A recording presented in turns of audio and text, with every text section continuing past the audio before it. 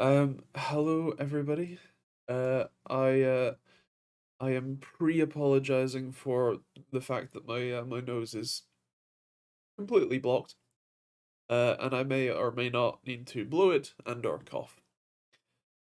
I'm also a bit foggy-headed, so as I said in the comment, might not provide you any useful information, but I can try. So yeah, hello. How is everybody doing? How's things? How's life? How's yours? How has your week been? Also, it was my birthday yesterday. 27. Deal. Yeah, hello. How is everybody doing? The four concurrent viewers. Happy birthday, bud. Thank you very much. I spent a lot of it ill. Hello, Simon S63 Tech. How you doing? How's things? Um, Again, I apologize for being ill. Can't really help it, much as I'd like to. MSI Claw, like RNG Ally. Hello, Gaming Fire, and yes, yes it is. Well, it's all basically the same thing. It's all Windows handheld, isn't it? Hello, Joe. How you doing? How's things? Thank you very much. Hello, Harry, and hello, Zig. How you doing? How's things? Again, I apologize for being ill. Can't really help it, but yeah, it's gonna sound like this for the stream. It'll be better next week, and what you call it? The video that's going up tomorrow, I think I filmed last Friday, so or last Thursday actually. So you definitely won't hear this. Ziggy down under. Nice. Uh, been busy at work, so the rest of us are on our toes a little more than normal in January. Meant to type someone was off work. Uh, Fair. You look rough, man. I've had a bug for 3 weeks, can't seem to shift it. I've had a bug for 2 days. Um, yeah. I didn't really sleep last night either, which is weird. I normally don't have any problem sleeping, so yeah, I don't know. It probably doesn't help that it's both cold weather and because uh it's it was my birthday yesterday. I had friends up last weekend, and so we went out. We did a lot of stuff. Um, yeah.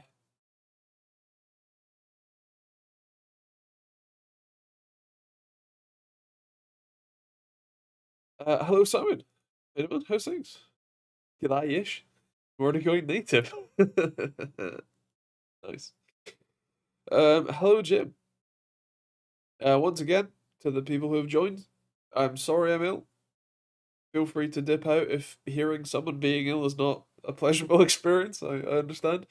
Um, and there is an good chance that I won't make it the full hour today, so there's also that. Yeah. Using the new system at last. It's worlds apart the speed of this compared to my last one. Awesome. That's the i3, i5, with the DDR5 that you had on motherboard. Nice. I actually upgraded a I suppose friend of a friend's PC today. I told them what parts to buy. They were still using a hard drive as their operating system drive. It was really, really, really, really bad. So I upgraded their CPU, cooler, case, and added an SSD and installed Windows 11 because they wanted it. I did try and convince them to not um, go with Windows 11. I tried to convince them to stay with 10, but they were quite sure they wanted 11, so who am I to judge?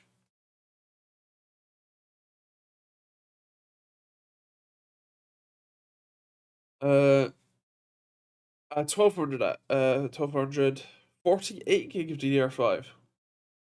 That's an interesting format. What configuration is that? Is that like 32 gig plus a 60 gig? Is it 332 gigs? 360 gigs? Oh yeah, sorry about the system audio. Wait, the system audio isn't working. Oh no.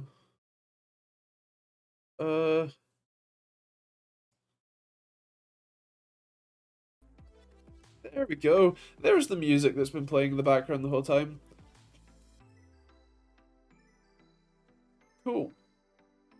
There you go. I'll close Thunderbird so that you don't have to hear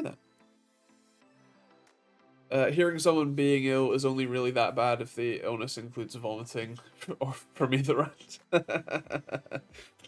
Nice.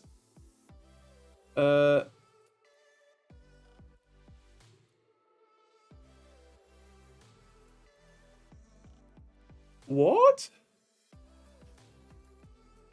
So the kit that Joe has, he's just sent me a picture on Discord. Yeah, it's 24 gig sticks from Viper Gaming. Also a Viper Gaming Gen 4 drive. Joe, if you are reviewing that Gen 4 drive, if you can take the heatsink off, or the sticker, it might just be a sticker, I don't know. You will almost certainly find that it's a Phison E18 controller with some form of TLC NAND. It's up to 7.4 gig. It's a Phison E18. Which kind of, I tend to have a bit of a reductionist view on the world, through no fault of my own. And so, you know, a Phison E18 drive is a Phison E18 drive, which makes it really hard to review a drive like that from a make interesting content perspective. Like, there is still value in actually testing them, but from a video perspective, for me, videos have to be at least somewhat interesting, somewhat novel, I guess. And just reviewing another Phison E18 drive, like,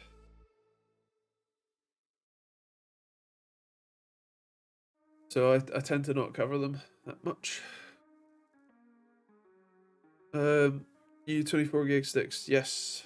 Oh, those from Viper Gaming apparently. 6,000 mega transfers per second.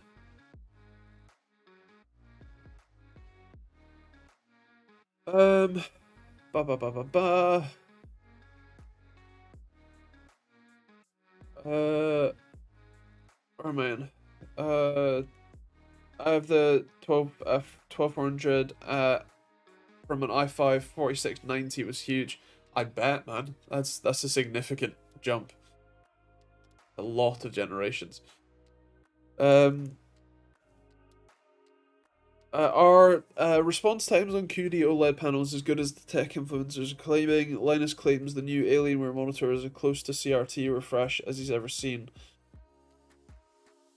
That's a bit of a confusing statement for me, because technically speaking, CRTs don't have a response time.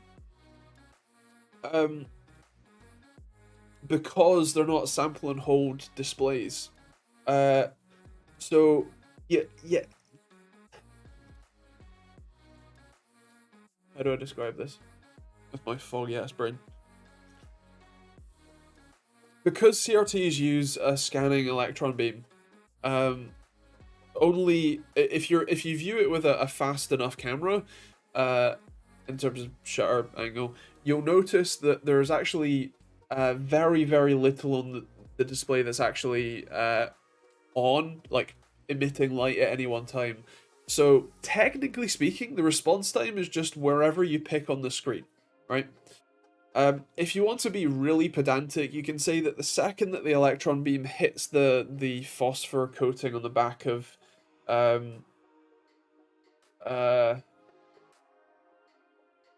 the glass, it's functionally instant for that electron to ignite, illuminate that pixel.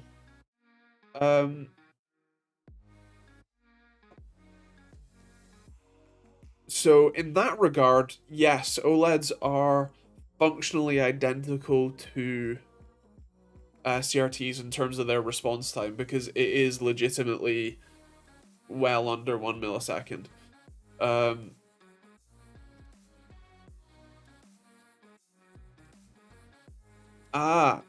So Pelican has raised a bit of an interesting point. So while myself, Simon from TFT Central, and Tim from Hardware Boxed were all debating what standard I should basically make for the original response time tool, which is then carried on to Response Time Tool Pro, we were talking a bit about what it actually means to have a good viewing experience, because from a technical standpoint, OLEDs are the perfect viewing experience. They have functionally instant response times. You blink and it's there. There is no well, okay, they do have overshoot, but let's pretend that doesn't matter. It is a straight line from one light level straight up to the next one, or from one light level straight down to the next one. It's functionally instant. The problem that I think you are experiencing is part of why sample and hold displays kinda suck. Why? So you say even at 85 Hz you can dominate, and it feels a tiny bit more direct than the LCD. So the thing is that the way our eyes work or the way that our eyes work and our brain process the image is really weird. So basically, anything that is stop motioned, so sample and hold displays like OLEDs and LCDs, the fact that the motion basically stops for the frame time, especially on an OLED. Let's say you have a 60 Hz OLED, just for the sake of argument. That means that the image that you see on screen is static for 16.67 milliseconds. And then you see the next one almost instantly. And so what happens in your brain is it sees that jump. And so it perceives that as much faster motion. And your eyes basically shake a bit, and it makes it blurrier for you to perceive. Whereas an LCD or a CRT is sort of the ideal. There's only a tiny bit of light actually on the screen at any one time, and so there is no there's a lot less of that persistence of vision problem, or the motion problem. And even with LCDs, the kind of weird thing is that if the response time ends up being roughly the frame rate, what you get is a visual soup. So if you really slow it down, if you use a 1000 FPS camera and then look at the screen, it's gonna look like crap. But visually, to your eyes, it's actually probably gonna be better because it is smoother between it slowly transitions between each frame. And so that's why it's really difficult to give a definitive answer on what is good and what is bad in terms of response times and monitors in general, because a lot of it is subjective and it's weird science. So yeah, that's I think what you're talking about there. How long until we got 64 gig of RAM is normal? Probably quite a while, right? Like 16 gig is still okay for gaming. If you're just gaming, it's fine. 32 gig is definitely better, but you don't need it. And so we're still, a full stage away from that. I have 64 gig of RAM, and I could always do with more, because I do video editing, 3D modeling in Fusion 360, programming and software development for the response time and latency tools. And so, I use all that RAM.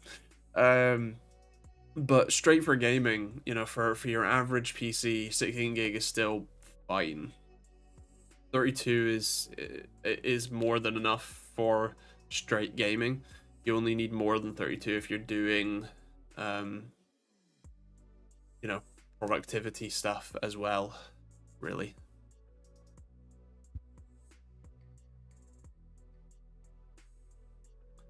I have 32 and my system idles at 40% RAM. Jesus, what have you got running?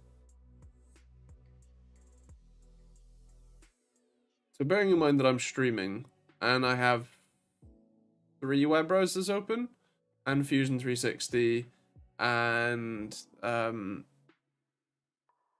few other things, I'm idling at 41% of RAM at 60 gig. Firefox is using 2.5 gig. Chrome, remarkably, is only using 1.2 gig. Fusion 360 is using 1.2 gig as well. So yeah, fair bit.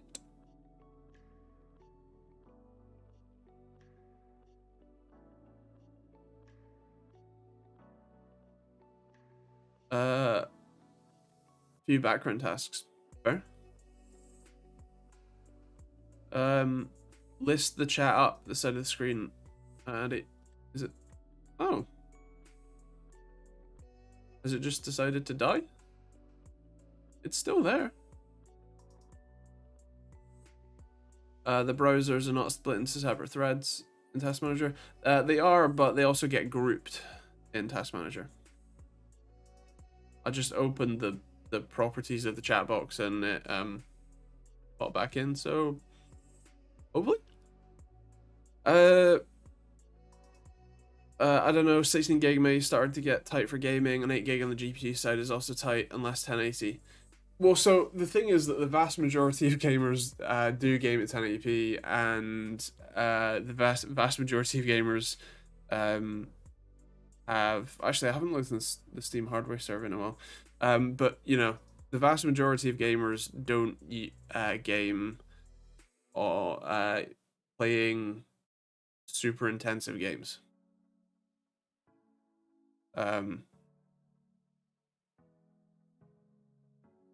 But obviously, if you need more, feel free.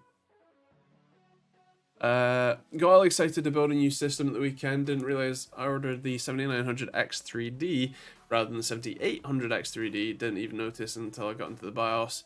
Then Steve puts it on the disappointing CPU of the year. And Simon says the main reason the 7900X3D is a disappointment is that the second chip is unused when gaming, so it's really wasted dollars. Yeah, I must admit that I was kind of surprised to see AMD do what do you call it, different chips, like different dies under the hood. I was expecting you know, 2 X3D dies.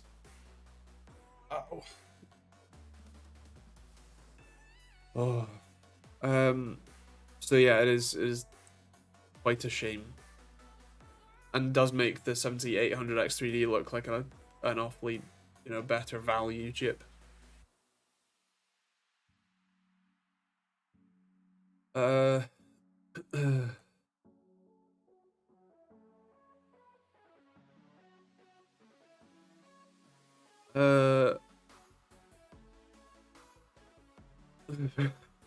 But the vast majority are not yet viewers here. I'm aware. 98.8k Papa Goog slowly allowing new people to watch. Yeah, we'll get there in about 3 months. I'm using 9.5 gig of RAM at the moment of 32 gig. Interesting. I forgot to look at how much I'm actually using. Sure, someone can do the maths on 41%. I'm using 20. I'm using 26 gig. Maybe it's time to revise my statement and say that 32 gigs is getting close to necessary. What the fuck is using all that memory? Sort by memory. What? I guess it's just death by a billion cuts because the highest usage process is Chrome at 2.2 gig, then 1.4 for Fusion, 700 meg for Firefox, 600 meg for Steam, another 500 meg for Firefox. There's actually the next one's a program called Everything. It's something that I really highly recommend. It's I think open source tool which basically acts as the best file searcher for Windows you could imagine. Um, it it finds everything. It builds an index of literally everything that it can find, and then searches it really well. To the point where it's easier to open everything and just start typing whatever the name is than it is to go to somewhere, even if you know where the thing is. So yeah, would recommend, but also is currently taking up 430 meg of RAM, so up to you.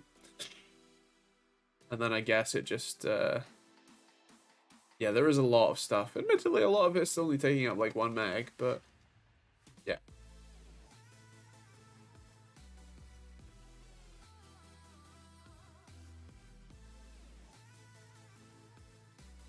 Windows should cache stuff in RAM over time by design. Also should compress some RAM where it can, and should release the cache stuff on demand. It does compress RAM. So I'm currently using 25 gig. 102 megabytes of that is compressed, apparently. Weird. So yeah, it can and does sometimes. But yeah. Hello, app. How you doing, man? How's things? If you had to choose between Indian, Chinese, Italian, and Mexican cuisine, which would you choose? I think as a generalization, I eat pizza and pasta more than I eat anything else. So probably Italian. Although I'm guessing by your name that I should have said Indian. Unfortunately, I'm mildly allergic to cumin, which is annoying because that's a staple in Indian, Chinese, and Mexican cuisine. Thank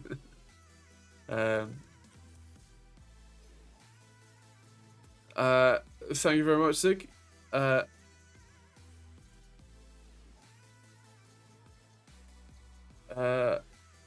I'm aware of I'm aware that it's good on a lot of things. It tastes great. Makes me throw up.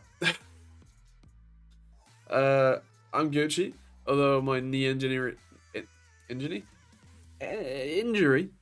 God, I'm going mad. Wow, I'm still.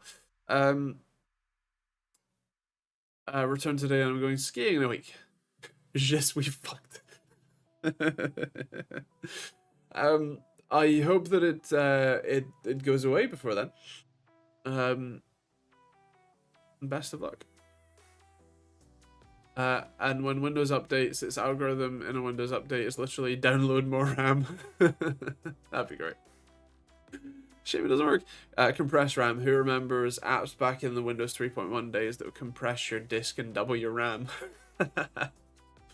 I'm afraid my first operating system was Windows 95 on a Pentium 3.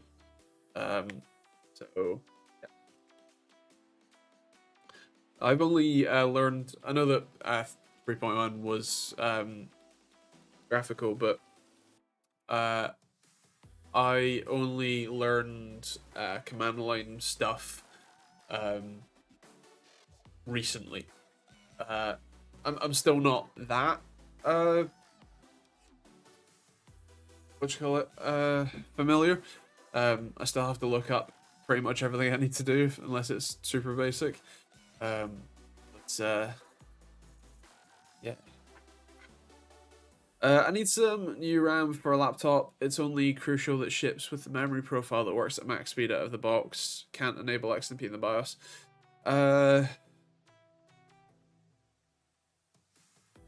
I can't remember.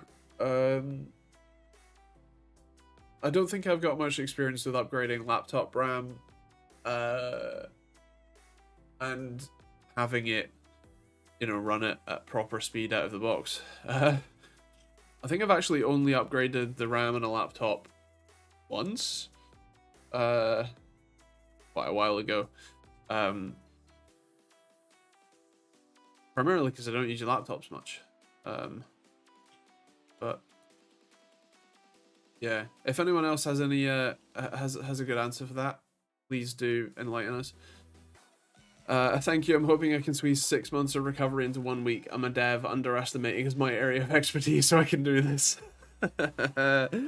Yeah.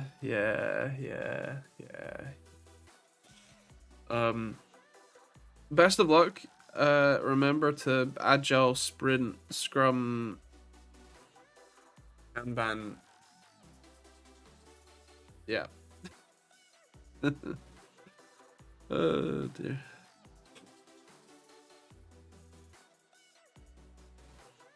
Jiro's open, story point's done. Godspeed, soldier. I in my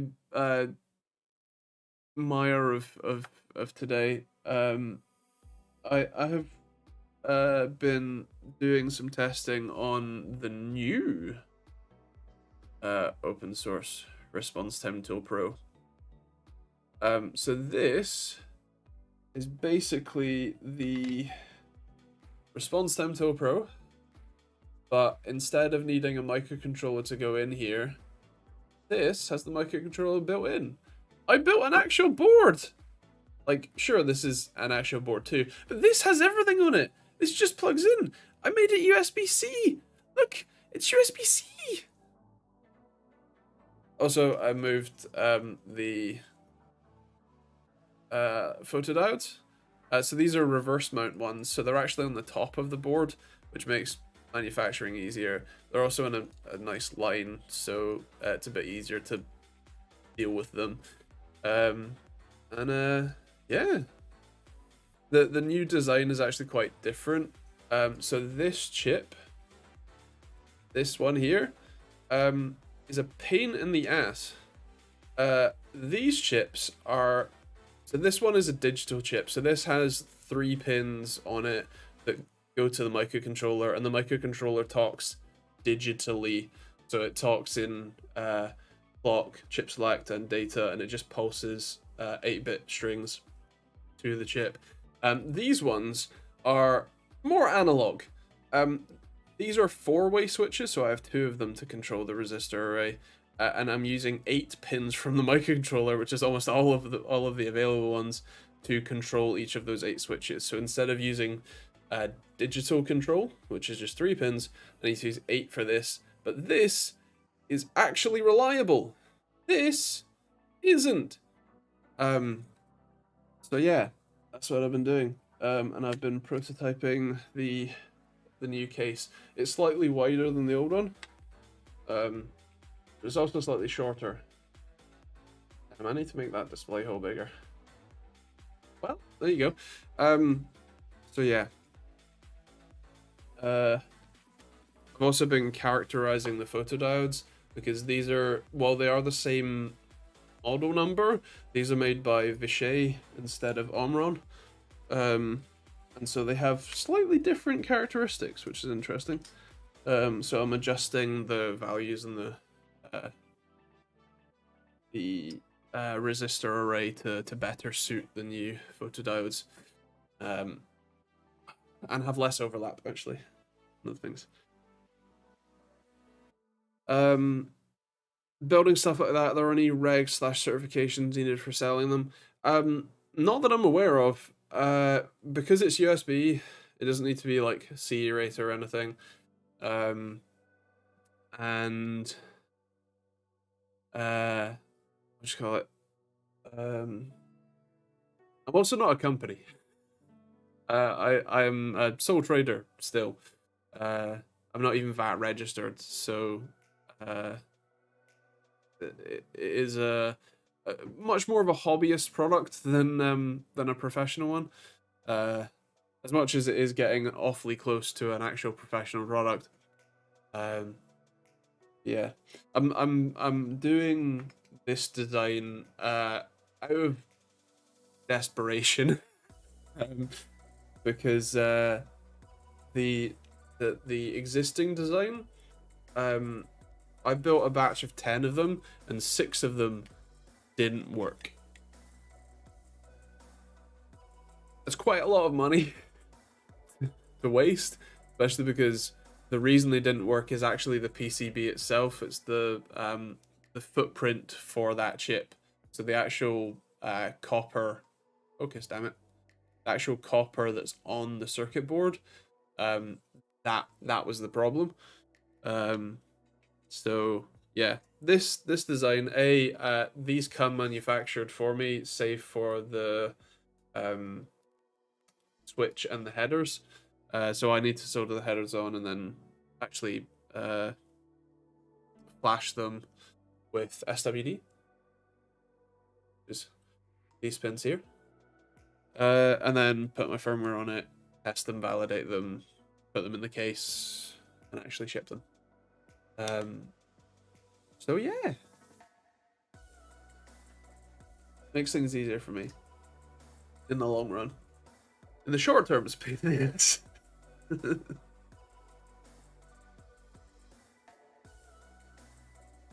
Is Mr. Andy feeling okay? No, not at all. Got a cold. Which, because I'm also generally not well, means that my whole body is quite uncomfortable. Hello, Essentialist. Yes. I think it's JDEC profile. I did a little Google search, but learned not a lot, and the websites only seem to talk about XMP or Expo. Yeah, so JDAC is the more common, but certainly less talked about standard. I have a sneaking suspicion that a lot of I'm pretty sure most vendors should have a built-in JDEC profile. I guess the question that you're asking is which vendors actually put in the effort to make the JDEC profile that they include the actual rated speed. And I think the answer to that will be probably crucial, because tier one manufacturer, and two, it also depends on the speed, because if the speed is higher than the standard rated speed for the chips, it's very likely that they wouldn't include the JDEC profile as the full speed instead. But yeah. This is showing up on screen, but it's not showing up in the chat. So I'll have to read it from the screen. I had a knock at the door yesterday from Open Fiber. They've slung cables in my area on poles and offering gigabit fiber for £39 a month. Should I trust their slung cables or stay with Virgin? I mean, gigabit for £39 a month is an incredible deal, and Virgin are shit.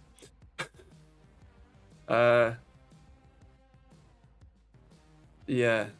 I mean, like, my fiber, which is OpenReach, there's a telephone pole over there, and it's a wire that, well, not actually a wire, it is a fiber optic cable. There's a cable that runs from there across, down my wall, and into the house. So yeah, it's not a problem. I've never seen overhead fiber cables before, so I don't know. Yeah, no, OpenReach do it as well. So yeah, I don't know much about Open Fiber personally. I use Zen, although a decent bit more expensive. I think I'm like £53 a month or something. So that's why 39 is a great deal. So yeah.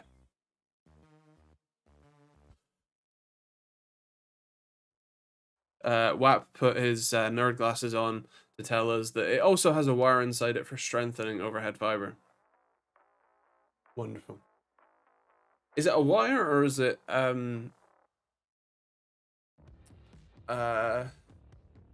like wired sheathing? My brother said he may have to sell his V70R if it fails at MOT because he can't afford to pay if it's expensive to fix. Then sent me next day an Audi 200 Quattro project that isn't roadworthy.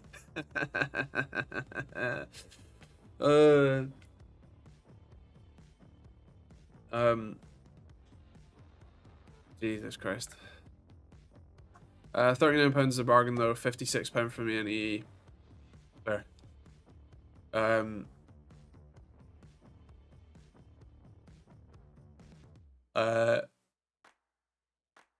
Yeah, I think I'm 53 or something. I remember. Give or take. Although I think the nice thing is that for as long as I'm a customer, they won't raise the price. So there's no like, oh, by the way, it's mid-contract and we're raising the prices again, like Virgin does constantly. There's no like worry about renewals. They just email you and say, "Are you happy?" And you say yes, and then they say, "Cool, click the button to confirm." You know that you're staying on the exact same thing. No price change, no service quality change, no nothing. So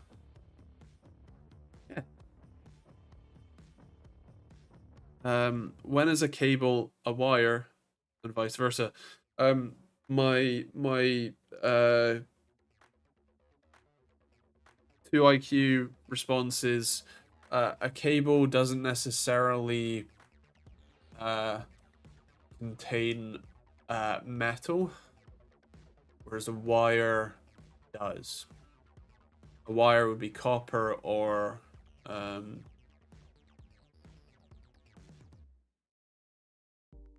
you know, like you have a fiber optic cable. There's not necessarily metal in there. Although I'm talking a mass, so I'm gonna order it and then keep Virgin for a month to make sure it'll go smooth. Fair enough.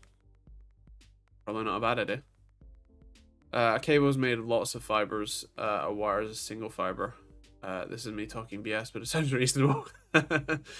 Well, I feel like I wouldn't refer to a fiber optic wire. You know, like wire is for metal to, you know, like copper or aluminium. But yeah, talking about mass. My 1 gig internet went down from December from $149 to $129. Nice. That's still insanely expensive. I mean, it is Australian dollars, so that's like 50p, but yeah, nice, good.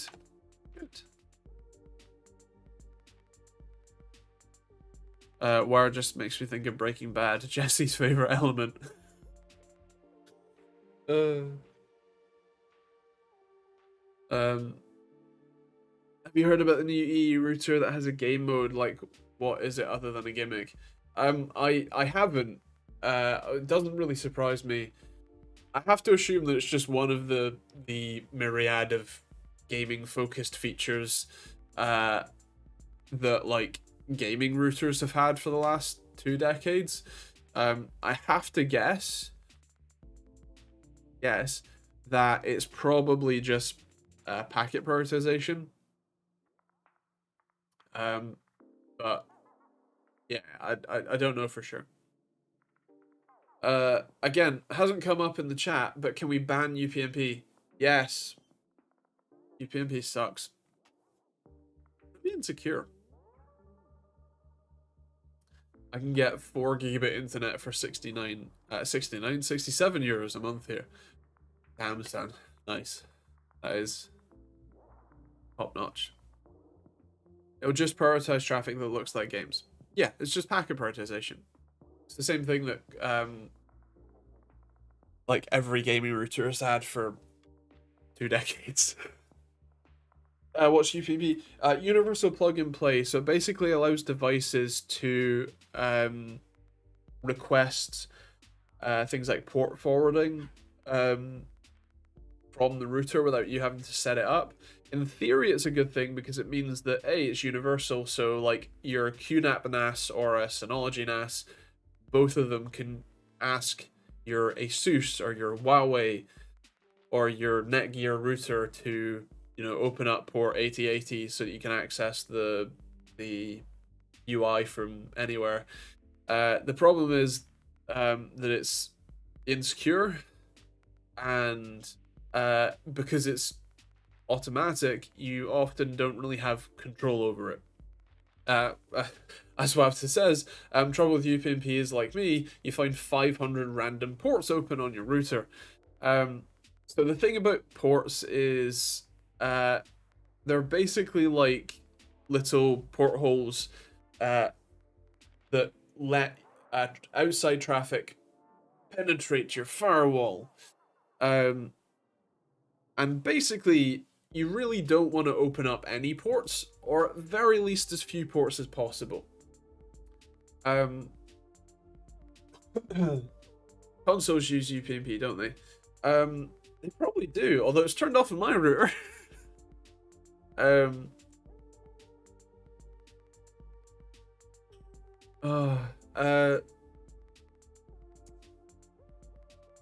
Yeah, you don't want ports open, or you want as few as possible. So the correct solution for things like accessing your network from outside your network is to use a VPN to tunnel in. And in my case, I do have some ports open for tunneling, but they also are encrypted. It's a VPN, so it's more secure than just opening port 80 or port 8080 or port 21 or port 22 or anything else. Yeah.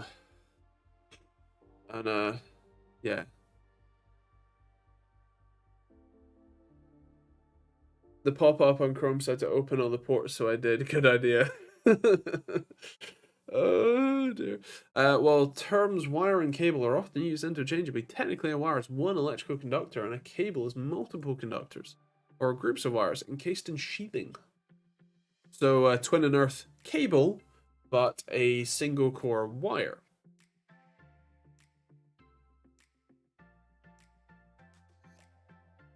Fair enough. Seen much from CES that piqued your interest? No, because I've been either ill or working. So yeah, I've not really. I've had a couple of emails. Obviously, I did the video Monday about AMD's stuff. I saw the 40,000 series super cards. The MSI claw looks kind of interesting. I'll be interested to see if I can get my hands on it for a bit. But yeah, I feel CES stuff is looking pretty boring. Industry's full of AI shit. Yeah. So actually, here's a hot take. If you want to know if what is currently an industry buzz is gonna stick around, look at how big a deal in like the hardware it is. So with cryptocurrency, there were cryptocurrency ASIC miners that you could go and buy, the bit miners or whatever, Bitmain, some other. But like NVIDIA GPUs never got a cryptocurrency engine built in, right? But we did have AI cores. Bitmain Antminer, thank you very much. We did have, AI cores in NVIDIA GPUs, and now we have them in Intel CPUs, starting from Meteor Lake with the NPU, and apparently we've had Ryzen AI NPU type things in Ryzen CPUs since last gen, this gen, laptops, like mobile chips basically. So the fact that there is hardware support, I think that is a very good indicator that AI tools, generative or otherwise, are going to be around for a while. Whether they are as revolutionary as the hype men would have you believe, that's what's up for debate. But I think unlike crypto and decentralized, that's not really decentralized, stuff that may carry on existing, but it's not going to be mainstream, right?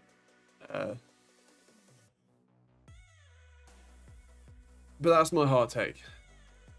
And by hot, I mean probably lukewarm at best. It's probably pretty obvious. AI stuff will definitely change the industry. It's just everyone jumping on the bandwagon with AI branded stuff that is questionable.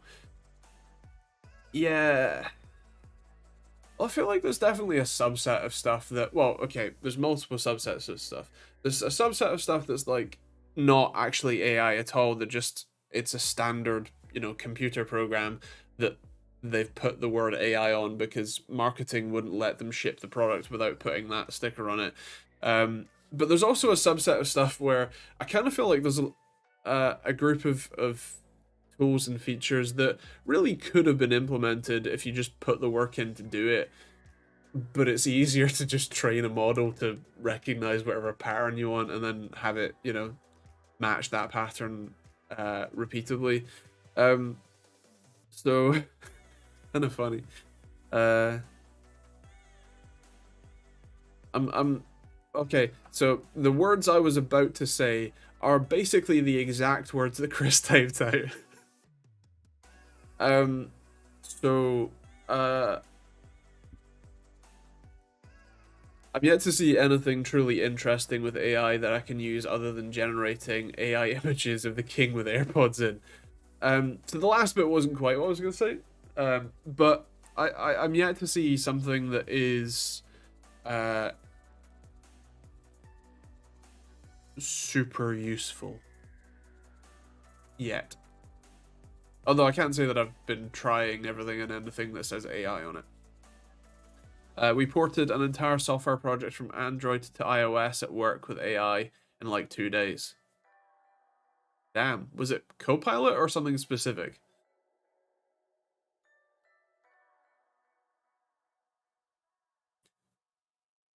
Did it change language? Like, did it change from Java to Swift, or is it just, like making it work and making it run in Xcode with an existing semi-cross-platform integration? I like AI, but I feel the anti-AI people are just making noise to make noise for the most part. Like artists complaining the stuff's getting used for AI when Google's deep learning stuff has been using their images for years. So the point you made there is a bit of a false equivalency, because if people were more were more aware of Google's deep learning stuff using their images, they would be equally as mad.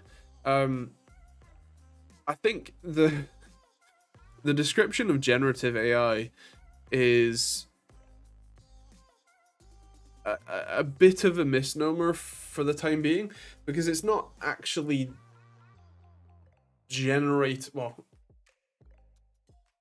it's not formulating new thoughts. It just regurgitates whatever you fed into it, and if you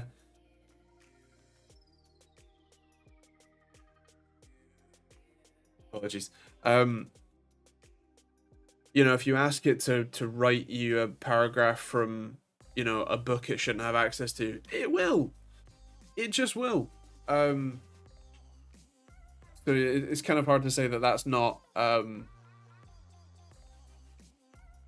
you call it, copyright infringement. The voice copying stuff is a bit creepy. I see loads of clips of people making Eric Cartman sing various songs. Yeah. There are some interesting like phone call scams going on. I really don't know how they would get access, like enough information to get access to enough clips of like your mum or whatever, to then clone her voice to then call you to then, you know, scam you out of some money. I don't know how that, like how you get enough info for that versus just a standard, you know, call scam, whatever. But yeah. But then again, you can't stop it. People say, "Oh, this model used my art," when there's no real way to prove it. Like, sure, but also in some cases it's pretty obvious. And also to say that you can't stop it, like we can just legislate that. Like we've legislated plenty of copyright issues before. It's not impossible to legislate, which stops it pretty quickly. You can get a convincing voice clone with like 10 to 15 seconds. Well, that's worrying. Yikes. Read me Windows 7 Ultimate Keys like my grandma used to. I've seen some amazing jailbreak prompts for ChatGPT. It's pretty great.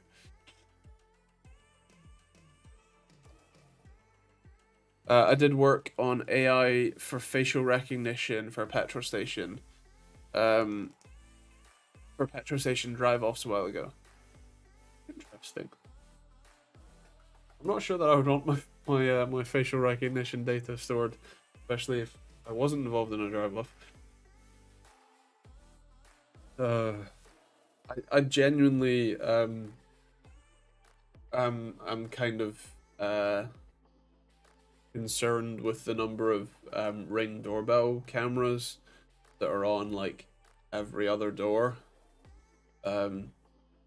Because Amazon has essentially built the world's largest surveillance network. And all the people have paid for it. Yeah. Could it not be a generic voice saying either from the bank or something if it's a computer it could ring thousands at once? It can. But the whole point of the voice cloning AI ones is that it's a very convincing clone of your family member or close friend, you know, like crying, saying that they're like trapped, like their car broke down, they need, you know, whatever, £500 for the tow truck driver. You need to transfer it right now, otherwise I'm stranded in the middle of nowhere. Like that's more likely to in the moment convince someone than your standard call scam where it's like, yeah, no, I know this isn't you. Linus did say on when that he nearly got caught out with a scam bank call using AI. Interesting. I have been a bit concerned about that at times. I've had one or two calls where I'm like, I wasn't expecting this call and you're asking me for sensitive information. But I normally ask them for a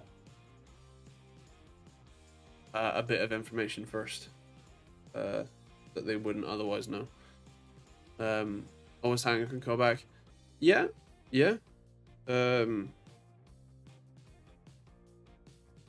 That is probably the better option.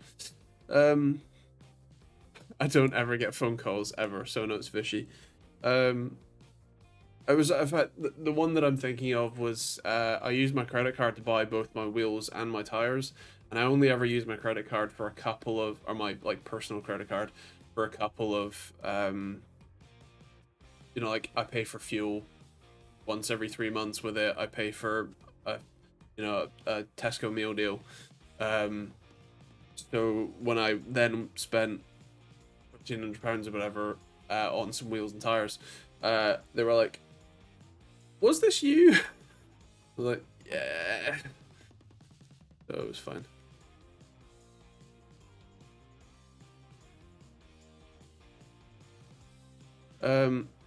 Hang up, wait 5 minutes, then call back. There's a weird phone thing where you can get reconnected to scammers if you call back within, I think it's 30 seconds.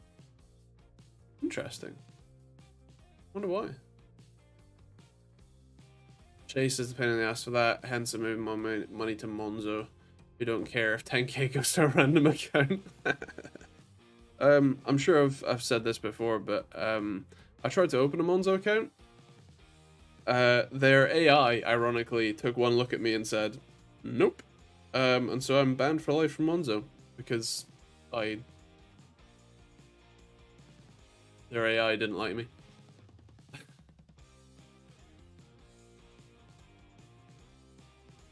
What's Monzo? It's a like techie bank. That have they don't have branches. They it's phone. Yeah, it's like Revolut but not shit. Challenger Bank. Sure. Almost Starling, fairly decent. Fair. I've seen a lot of ads for Starling, but have not looked. Yeah, I don't use Revolut for the love of beans.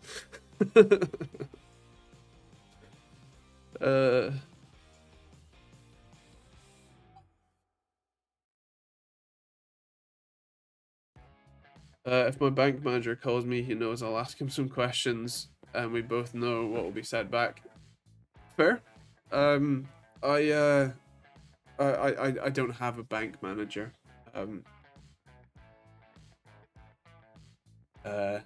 It's not a very personal affair in the UK. I love Revolut. You should definitely look at their what you call it? That one. Status as a bank, and some of the controversy. Say. Are they Lithuanian? Oh yeah, Revolut isn't my main bank. That implies that you have a Revolut account though, and that's still bad.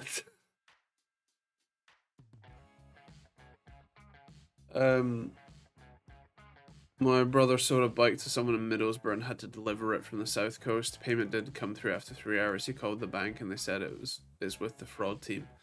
Ah. Well, I hope he took the bike back. They were leaving 15 minutes after he called and was told I'd have to wait until tomorrow. Interesting. I have a personal manager for my accounts with the business as I turn over 20 to 28 million a year. Well, no wonder you can afford the GTR. What is it that you do? Because, through all of the probably years of the stream at this point, I've heard plenty of stories. But yeah. It's a nice bank to convert GBP to Euro for me since it's got very low fees. There are quite a few banks like that though.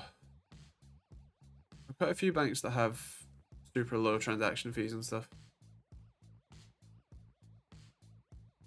Luca earns a late attends award. Hello Luca. I did. What do you do? Because I want in. Yeah, same.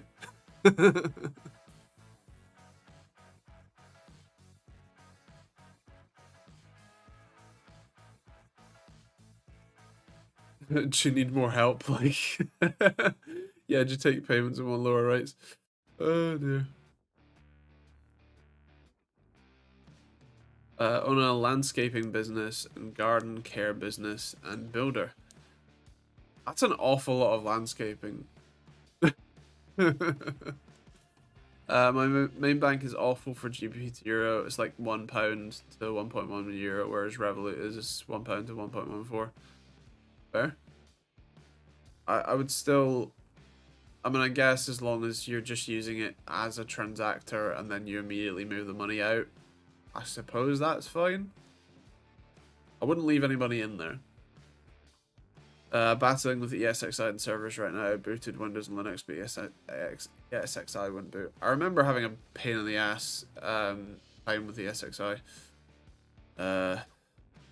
I have a mate who uses YouTube Revolut to pay for his YouTube membership in Turkish lira. Okay. Minimum charge for landscaping would be 300k. Ah, that might explain it then. Nice. I know it's cheaper. We thought about that with an F1 TV subscription. Oh, you mean it there? I have. I'm gonna go curl up under a blanket and die.